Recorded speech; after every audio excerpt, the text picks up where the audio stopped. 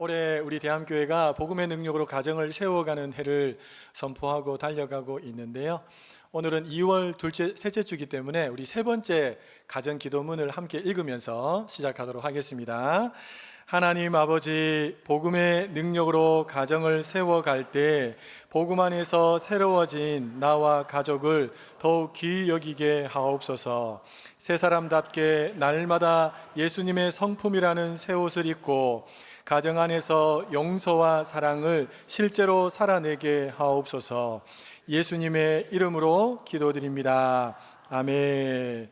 여러분, 이 기도문대로 복음 안에서 새로워진 존재, 나도, 또 옆에 계신 성도님들도, 우리 가족들도 너무너무 귀한 분이라고 여러분 믿으시고 절대로 함부로 대하시거나 절대로 함부로 말하지 않으시기를 부탁합니다. 도리어 예수님을 대하듯이 여러분 귀하게 대하시고 용서와 사랑을 잘 옮겨 놓으면 정말 우리 가정에 하나님께서 천국과 같은 아름다운 빛과 천국과 같은 기쁨을 그대로 선물로 허락해 주실 줄로 믿습니다. 그것을 실제로 누리시는 또 성도님들 되시기를 부탁합니다.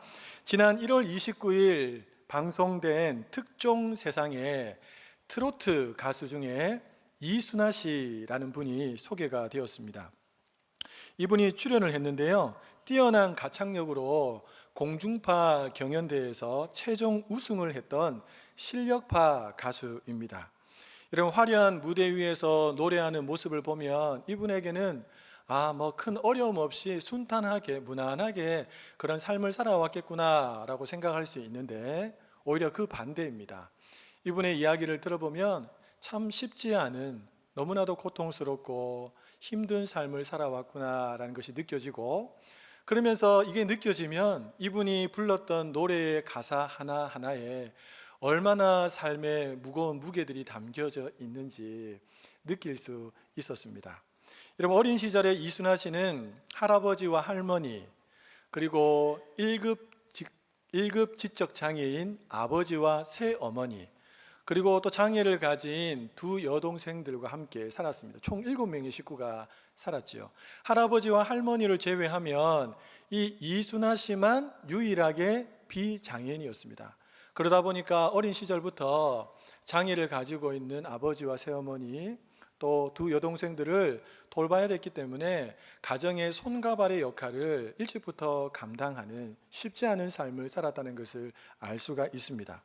그러던 어느 날 이 가정의 버팀목이었던 할아버지와 할머니가 이제 돌아가시게 됩니다. 그러면서 가정이 큰 위기를 맞게 됩니다.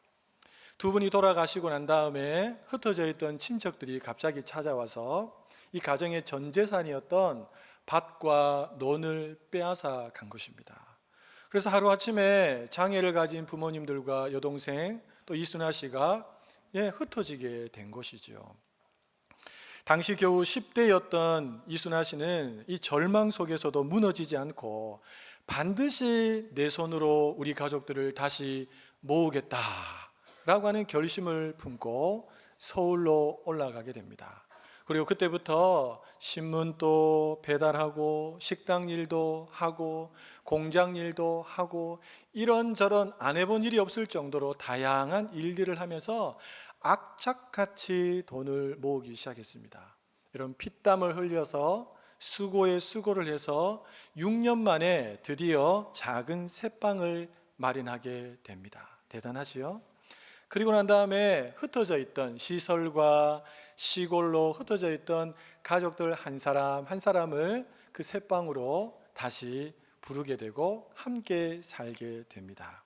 마침내 온 가족들이 다 모였을 때에 이순아 씨는 우리 집이라고 하는 기적을 만들어냅니다. 우리는 쉽게 그냥 우리 집이라고 이렇게 말할 수 있는데, 이순아 씨에게 있어서 우리 집이라는 단어는 결코 쉬운 단어가 아니었습니다. 그녀의 10대를 바치고 그녀의 피땀이 묻어져 있는 것이 바로 우리 집이었기 때문입니다. 저는 이순아 씨의 이 이야기를 방송을 통해서 보면서 성경 속에 나타난 한 여인이 생각이 났습니다. 여러분, 그 여인이 바로 오늘 본문에 등장하고 있는 기생 라합입니다. 여러분, 기생 라합 잘 알고 계시죠?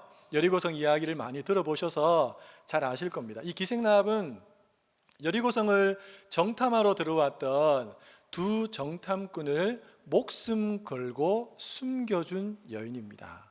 여러분, 이 기생나합이 왜 처음 보는 사람, 그것도 자기가 살고 있는 성을 무너뜨리기 위해서 정탐원 두 사람을 목숨 걸고 숨겨준 걸까요?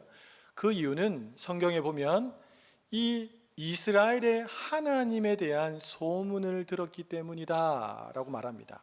어떤 소문인가 보면 두 가지 소문이라는 것을 알 수 있습니다. 첫 번째 소문은 이스라엘의 하나님이 그 200만이나 되는 이스라엘 백성들을 출애굽시키고 난 다음에 홍해를 가르시고 홍해를 건너게 하신 하나님이라는 소문을 듣게 됩니다.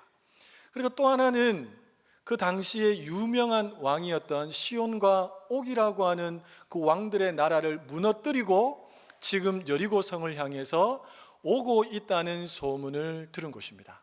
여러분, 이 소문을 통해서 여리고성에 살고 있던 수많은 사람들이 간담이 녹았다, 두려워 떨었다라고 성경은 기록합니다. 사랑하는 성도 여러분, 바로 이 소문 앞에 이 기생 나합이 두 정탐꾼을 살려주게 된 것입니다. 여러분, 이 두 정탐꾼을 살려보내면서 이 기생 나합이 그들에게 약속을 하자라고 하면서 여호수아서 2장에 보면 다음과 같이 말하고 있습니다. 우리 화면을 보시면서 같이 한번 읽어보겠습니다. 그러므로 이제 청하노니 내가 너희를 선대하였은즉 너희도 내 아버지의 집을 선대하도록 여호와로 내게 맹세하고 내게 증표를 내라. 그리고 나의 부모와 나의 남녀 형제와 그들에게 속한 모든 사람을 살려주어 우리 목숨을 죽음에서 건져내라. 아멘. 사랑하는 성도 여러분, 지금 기생나합이 살고 있는 곳이 어디라고 있습니까? 여리고성입니다. 여리고성은 난공불락의 성이었습니다.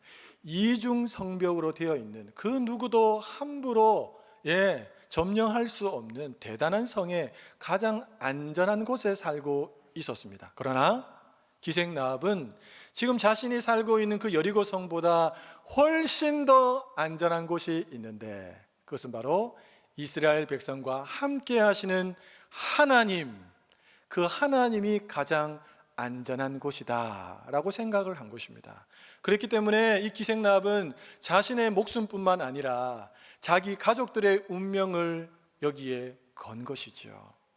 여러분, 여호수아는 여리고성이 무너지는 그날 아침에 이스라엘 백성들을 다 불러놓고 이렇게 명령합니다. 여호수아서 6장의 말씀을 같이 한번 읽어보겠습니다. 여호와께서 너희에게 이 성을 주셨느니라. 이 성과 그 가운데 있는 모든 것은 여호와께 온전히 바치되 기생나합과 그 집에 돈고하는 자는 모두 살려주라. 이는 우리가 보낸 사자들을 그가 숨겨 주었음이니라. 아멘. 이후에 여리고성을 점령하게 됩니다. 이런 본문은, 우리가 읽었던 이 본문은 바로 그 뒤에 이어지는 내용입니다. 오늘 본문은 크게 세 부분으로 나눌 수 있습니다. 여호수아가 두 정탐꾼을 다시 불러서 명령을 내리고 있는 내용이 먼저 나오고요. 그런 다음에 두 정탐꾼이 그 명령을 받아들고 여리고성에 들어가서 기생나합과 관련된 그 집에 있는 모든 사람들을 그 명령대로 살려내는 이야기가 나오고, 마지막으로 성경의 증언이 이어서 나오는 것이 오늘 우리가 읽은 본문의 내용입니다. 먼저 여호수아는 두 정탐꾼에게 어떤 명령을 내리는가? 22절 하반절 말씀인데요, 같이 한번 읽어보겠습니다. 그 기생의 집에 들어가서 너희가 그 여인에게 맹세한 대로 그와 그에게 속한 모든 사람을 이끌어내라. 아멘.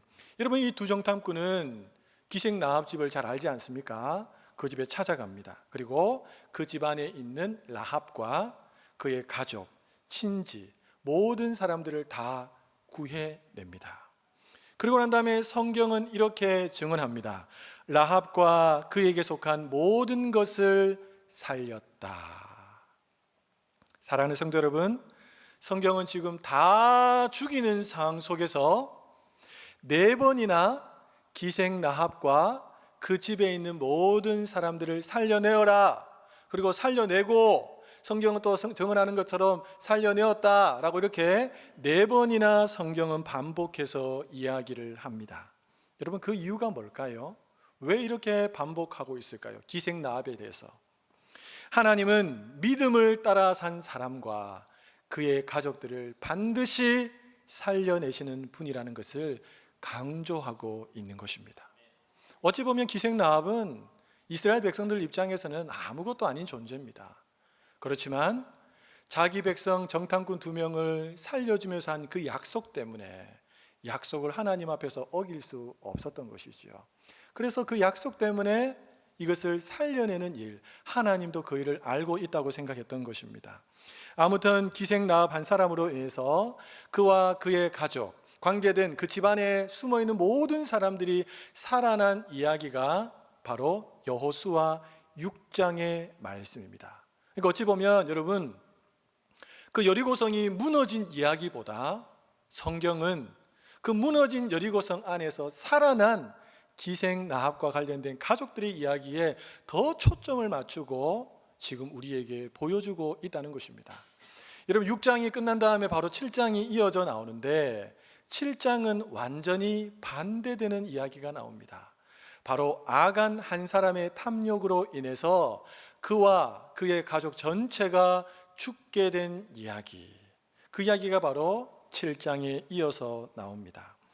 여러분, 여호수아는 여리고성 점령을 앞두고 2가지 명령을 이스라엘 백성들에게 내렸습니다. 첫 번째 명령은 앞서 살펴본 것처럼 우리가 함께 약속했던 그 기생나합과 그 집안에 있는 모든 사람들을 절대로 죽이지 말고 다 살려내어야 한다라고 하는 명령이었습니다.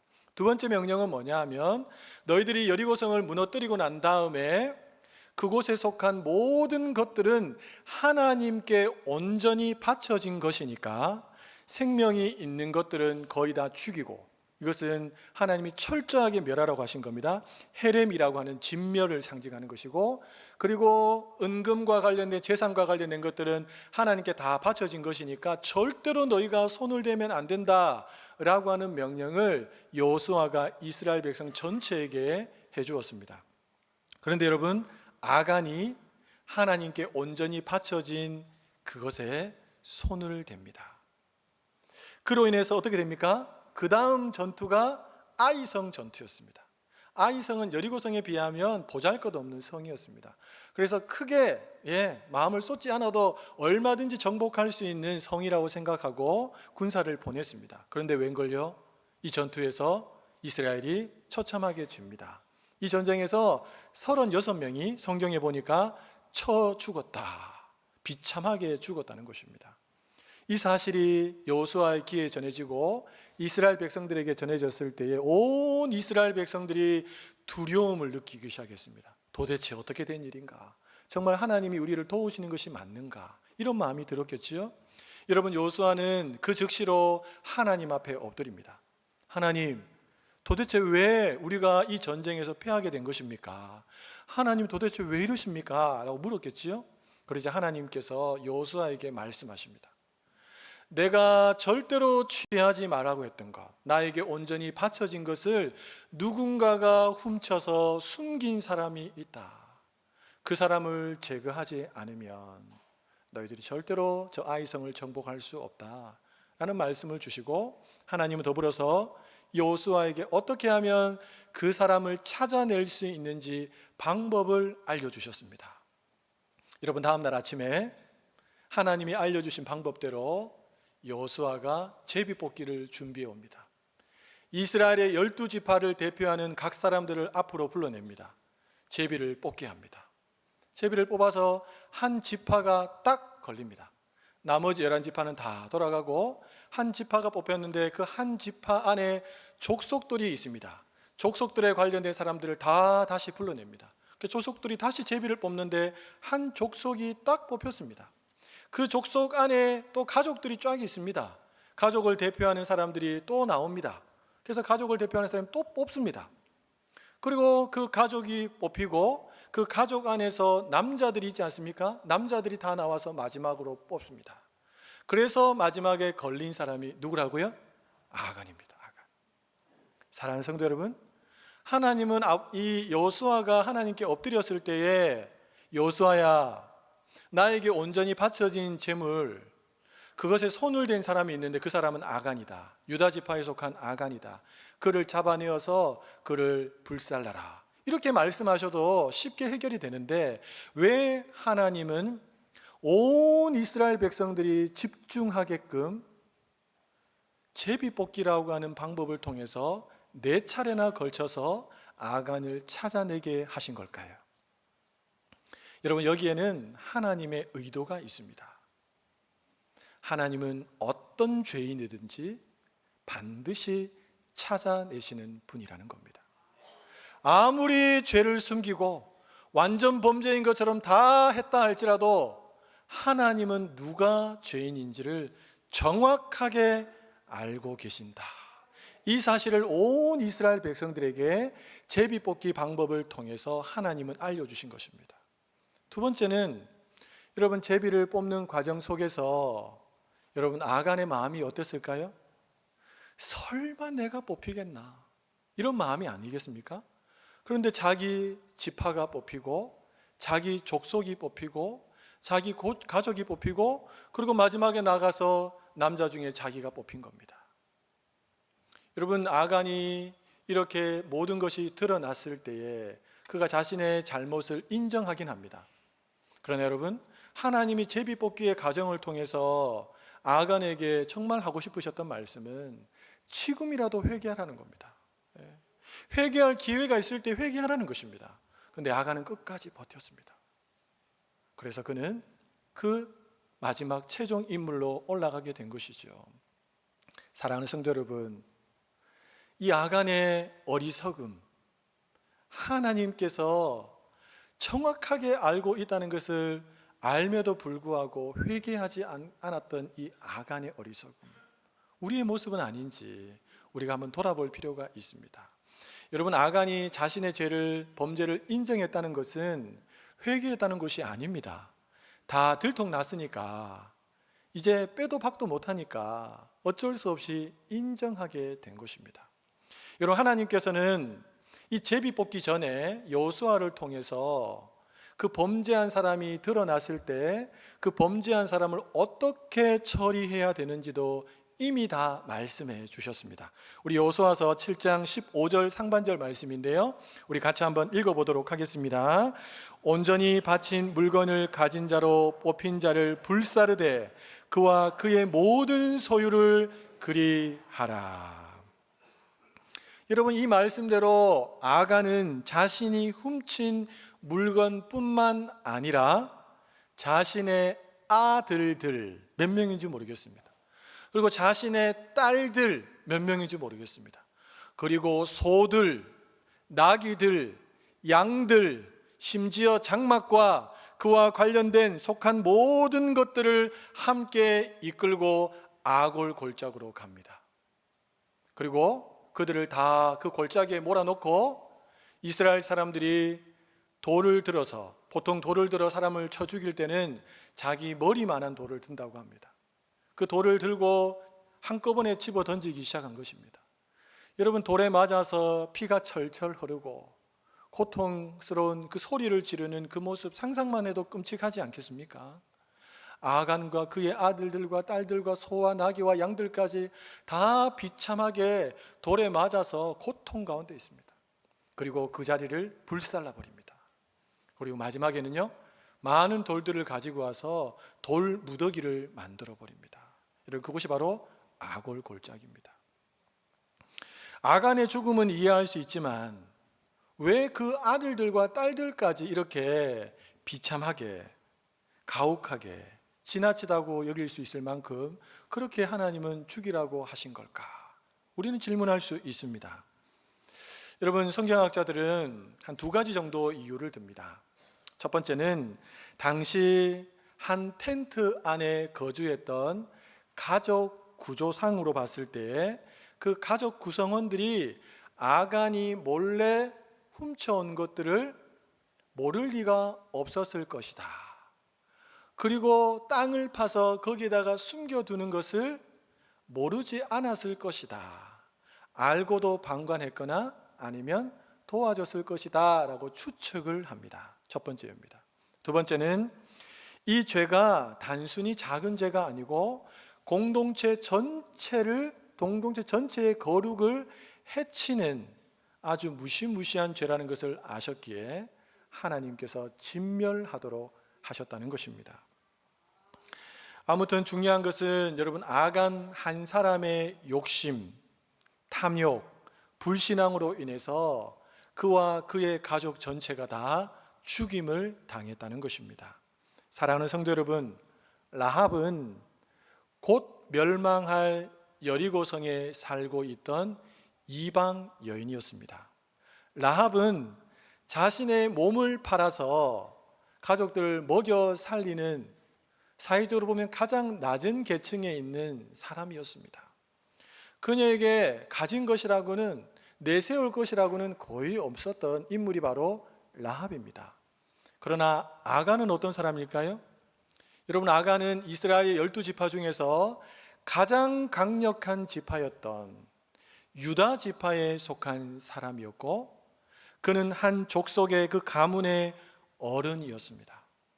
그리고 앞서 살펴본 것처럼 그는 상당한 부를 가지고 있었던 사람입니다. 소들, 나귀들, 양들을 가지고 있을 만큼 상당한 부를 가지고 있었어요. 당시 기준으로 보면 그는 부족함이 없이 지내는, 나누어 주고도 남을 수 있는 그런 삶을 살았던 사람이 바로 아간이었다는 것입니다. 겉으로 보면 이 기생 라합과 이 아간은 비교가 되지 않습니다. 어떻게 하나님의 백성과 이방 여인, 그것도 기생 여인이 비교가 될 수 있겠습니까? 어떻게 한 가정의 어른과 기생 라합이 비교가 될 수 있겠습니까? 모든 측면에서 봤을 때 비교가 되지 않습니다. 그러나 하나님을 향한 믿음이라고 하는 관점으로 보면 완전히 정반대의 결과가 나타납니다. 한 사람은 믿음으로 온 가족을 살려내었고, 한 사람은 탐욕으로 온 가족을 죽게 만들었습니다. 사랑하는 성도 여러분, 오늘 이 말씀의 거울 앞에서 나 자신을 정직하게 한번 비춰보기를 원합니다. 나는 하나님의 말씀, 하나님을 향한 믿음을 가지고 나는 어떤 결정의 순간에서 결정하는가? 아니면 나는 하나님의 말씀을 무시하고 내 마음에 이끌리는 대로, 내 탐욕대로 혹시 선택하는 삶을 살고 있지는 않은가? 우리 자신을 정직하게 돌아볼 수 있는 은혜가 있기를 예수님의 이름으로 축복합니다. 오늘부터 본격적으로 설 명절이 시작됩니다. 여러분, 모처럼 흩어졌던 가족들을 만나게 됩니다. 반가운 얼굴들 보게 되죠. 다들 힘들고 어려운 삶을 살아온 분들 아닙니까? 우리 성도님들도 힘들고 어려운 삶을 지금까지 살아오셨는데 다시 만나게 되는 가족 친지들도 똑같을 겁니다. 여러분, 그분들에게 우리가 힘이 되고 위로가 되는 따뜻한 말 한마디를 해줄 수 있다면 얼마나 좋을까요? 할 수 있다면 여러분, 가정에서 그동안 연습 많이 했던 안아주기, 안 하셨습니까?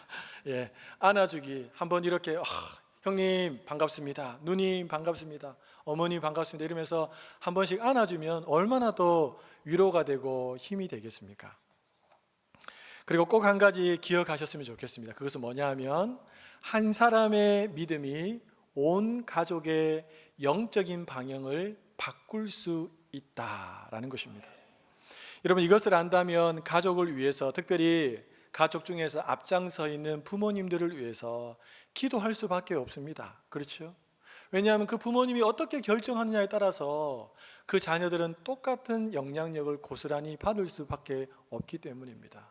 하나님, 내 사랑하는 부모님이 믿음으로 선택하게 해 주시옵소서. 하나님의 말씀을 따라 선택하는 부모님이 되게 하여 주시옵소서. 이 기도는 결국은 자기 자신을 위한 보호와 축복의 기도라는 것이죠. 사랑하는 성도 여러분, 영적으로 보면 우리는 첫째 아담의 불순종과 탐욕의 선택으로 인해서 영원한 형벌을 피할 수 없는 존재들이었습니다. 돌이켜보면 우리 역시 아간처럼 탐욕과 불순종으로 하나님 앞에 살아온 날들이 참으로 많은 사람들입니다. 그런 우리를 위해서 하나님께서는 둘째 아담이신 예수 그리스도를 이 땅에 보내주셨습니다. 그리고 우리의 모든 죄를 지시고 십자가에서 죽으시고 3일 만에 부활하심으로 우리에게 새롭게 산 길을 열어주셨습니다. 누구든지 그 예수님을 나의 구주로 믿기만 하면 예수님의 가족이 되고 예수님 안에 들어가서 여리고성처럼 든든하고 안전할 것처럼 여겨지는 이 세상을 살아가는 동안에라도 이 세상이 감히 무너진다 할지라도 함께 무너지지 않고 예수님 안에 들어와 있기 때문에 영원한 생명을 얻게 되는 복을 우리는 이미 받은 줄로 믿습니다. 여러분, 사도 바울이 빌립보 감옥에 갇혀 있을 때에 하나님께서 그 옥문이 열리게 하시는 지진을 통해서 놀라운 기적을 베풀지 않습니까? 그때 도망 나가는 죄수들을 바라보면서 간수가 칼을 들어서 자결하려고 했습니다. 왜냐하면 그 다 도망가 버리면 결국 자기에게 책임이 돌아올 것을 뻔히 알고 있었고 자기뿐만 아니라 가족들도 피해를 볼 것이라는 것을 알고 있었던 겁니다. 그래서 자기가 죽어버리면 가족들에게까지는 피해가 가지 않을 것이다 라고 생각해서 그가 칼을 들어서 자결하려고 했습니다. 그때 여러분 바울이 뭐라고 말합니까? 주 예수를 믿으라. 그리하면 너와 내 가족이 구원을 받으리라.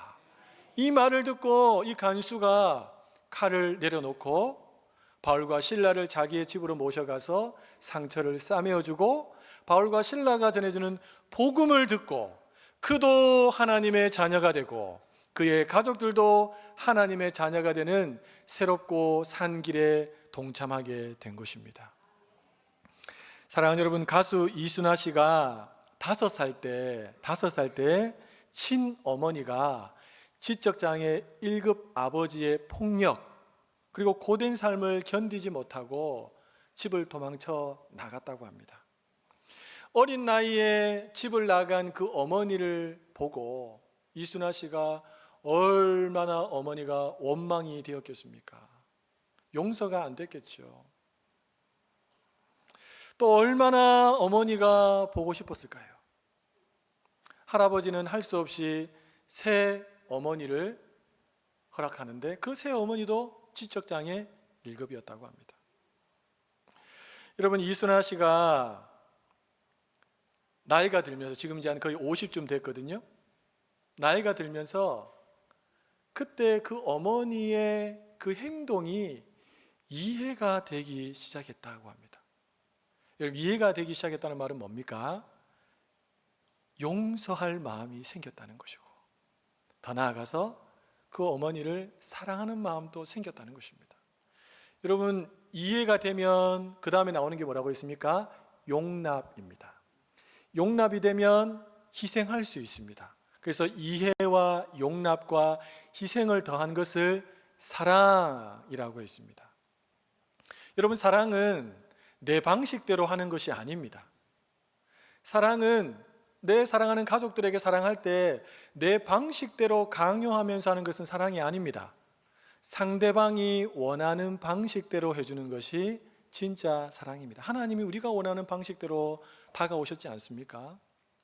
자칫 잘못하면 나는 사랑한다고 자녀들, 내 배우자를 대했는데 그것이 사랑이라고 하지만 억압이 될 수도 있고 통제가 될 수도 있습니다. 그러니 여러분, 이해하는 것이 중요합니다. 이해하는 것이. 사랑하려면 이해를 해야 됩니다. 그 사람이 처한 상황, 그 사람의 마음, 그 사람이 무엇을 좋아하는지 이런 부분들을 이해하고 다가갈 때 상대가 그것을 사랑이라고 받아준다는 것입니다. 여러분, 이순아 씨가 어머니가 이해가 된 것입니다. 50 가까이 좀 되니까 야, 우리 어머니가 정말 힘들었겠다. 나라도 그 상황이었다면 자녀들 셋이 있는데 둘은 또 장애가 있고 나라도 집을 뛰쳐나갈 수 있었겠다. 아버지가 맨날 폭력으로 나를 때리고 나라도 어머니였으면 뛰쳐나갈 수 있었겠다. 그러면서 이해가 찾아오면서 어머니를 용서하기 시작했고 어머니를 내가 사랑해야겠다는 마음까지 생기기 시작한 겁니다. 그래서 어떻게 되었느냐? 그 어머니를 찾기 시작했습니다. 근데 어머니가 살던 집에 안 계신 거예요. 주소지가 말소되어서 생사조차 확인하기 어려운 상황이었습니다. 그래서 1년에 한 번씩은 꼭 등본을 떼본다고 합니다. 죽으면 사망했다는 것이 뜨지 않습니까? 근데 아직까지 뜨지 않은 거 보니까 살아 계신 것 같아요. 그래서 안동에서 연락이 오면 안동까지 찾아가고, 대구에서 연락이 오면 대구까지 가고, 저 경기도에서 연락 오면 경기도까지 찾아가면서 어머니를 어떻게 해서든지 만나려고 지금도 애쓰고 있다고 합니다. 이순아 씨가 이런 말을 했습니다. 어머니의 생사조차 알 수 없는 막막한 현실이지만 찾게 된다면 꼭 한번 안아드리고 사랑한다는 말을 전하고 싶습니다. 어머니 왜 그때 나를 버리고 가셨습니까? 이게 아니고 어머니를 꼭 한번 안아주고 사랑한다는 말을 하고 싶다. 사랑하는 여러분, 한 사람으로 인해 가족이 살아나기도 하고 한 사람으로 인해 가족이 무너지기도 합니다. 어떤 결정적인 순간에 믿음으로 선택했느냐 탐욕으로 선택했느냐에만 이것이 갈리는 것이 아닙니다. 여러분, 평범한 일상 속에서 가족의 소중함을 깨닫고 소중하게 여겨주는 삶을 살아가는 것만으로도 가족이 함께 살아날 수 있습니다.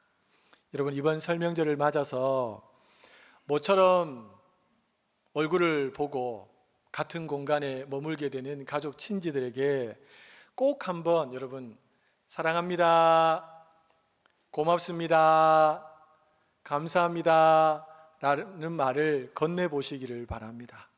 특별히 음식 준비로 우리 여성분들이 얼마나 힘이 드십니까? 그렇죠? 그 뒤에 몰래 살짝 가셔갖고 어머니 음식 준비하신다고 너무 수고 많으시지요. 어머니 사랑합니다, 고맙습니다. 형수님 고맙습니다, 사랑합니다. 뒷정리까지 너무 수고하셨습니다, 감사합니다.